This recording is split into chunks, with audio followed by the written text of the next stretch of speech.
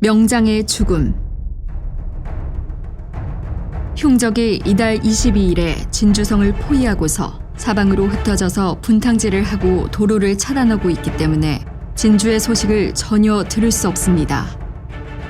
28일에 받은 운봉의 가관, 남간의 치보에 의하면 산읍면 수간리의 회담 문장에 진주를 포위한 뒤에 적도가 사경에 가득히 널렸으므로 성중에서 적에게 대응하는 조처를 알 수가 없고, 또 함양 수성장의 회답에 24일 외적이 진주를 사겹으로 포위하고서 죽교 죽부를 만들기도 하였으며, 포를 쏘는 소리가 사방에 들렸고 남강 건너편에 무수한 진을 쳤으며 단성 동쪽과 단계 등지에도 많은 외적이 매복해 있으면서 분탕질을 하고 있다고 하였다 합니다.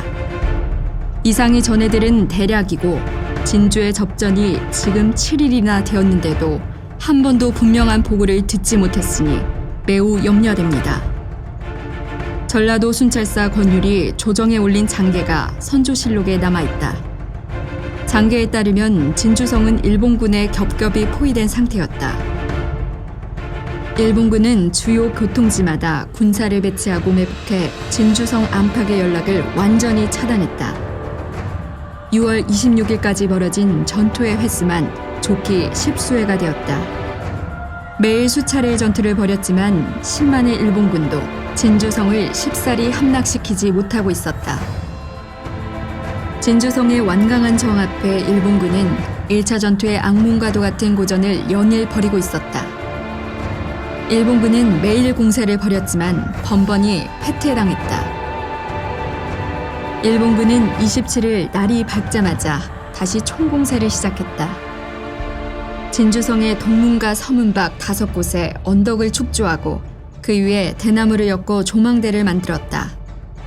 여기에 조총수들이 올라가 성안을 내려다보고 탄환을 쏘아댔다. 조총 사수들의 저격 위치가 높아지자 성안 조선군 희생자가 급격히 늘어났다. 일부 지대가 산이고 대부분 평지가 합쳐진 진주성은 높지 않은 성벽이 문제가 되었다. 더구나 새로 축성한 동쪽 지역은 지대가 낮아지는 지역이다. 성벽이 방어벽이 되는 수성전의 장점이 사라지기 시작했다. 일본군은 성벽 높이의 토산 위에 누각을 만들고 성안을 굽어보며 조총을 발사했다. 일본군은 성의 여러 지점에서 동시에 공격을 가했고 성벽을 넘기 위한 공성기계를 만들어 적극 활용했다. 조선군은 곧바로 대응에 나섰지만 비오듯 쏟아지는 적의 총탄에 300여 명이 피해를 입었다. 적들은 또 큰 괴짝으로 사륜거를 만들어 철갑을 입은 수십 명이 궤를 둘러싸고 성벽으로 다가와 철추로 성을 뚫으려 했다. 이때 김해부사 이종인이 앞장서 적 5의 목숨을 순식간에 빼앗았다. 이를 본 적들이 후퇴하고 성 안의 사람들도 일본군의 사륜거를 향해 기름을 붓고 횃불을 던졌다. 사륜거가 불에 타면서 적들이 도주했다. 이종인은 서울 출신으로 팔척 장신이었다. 난중 잠록에는 이종인은 날래고 용맹스럽기가 월등하였으므로 비장이란 칭호가 있었다. 젊어서부터 의협심 강하고 얽매이는 성품이 아니었다. 황진과 우의가 깊어 의열로서 서로 생사를 함께할 것을 약속하였는데 끝이 그 뜻과 같이 되었다는 기록이 있다. 1593년 4월 김해부사를 제수받은 이종인은 진주성 2차 전투를 맞아 진주성에 합류했다. 날이 다시 어두워지자 적들은 다시 신북문으로 공격을 시도했다. 이때에도 이종인은 그 수하와 더불어 힘을 다해 싸워서 적을 물리쳤다. 일본군은 압도적인 병력의 우위를 앞세워 매일같이 성의 사방에서 공격해 들어왔다. 연일 계속되는 전투에 진주성의 피해도 날이 갈수록 커져갔다. 수많은 적들과 교전하다 보면 어느새 하루가 지났다. 6월 28일 희미하게 날이 밝아올 무렵 다시 시작된 적의 공세에 성의 수비가 무너질 뻔했다. 김해부사 이종인과 군사들이 모두 죽을 각오로 힘을 다해 싸웠다.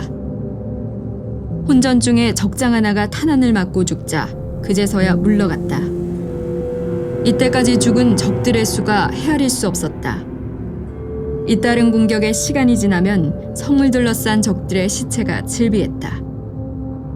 이날 진주성은 명장을 잃었다. 진주성의 군사와 백성들은 피투성이로 싸워가며 하루하루를 버텨내고 있었다.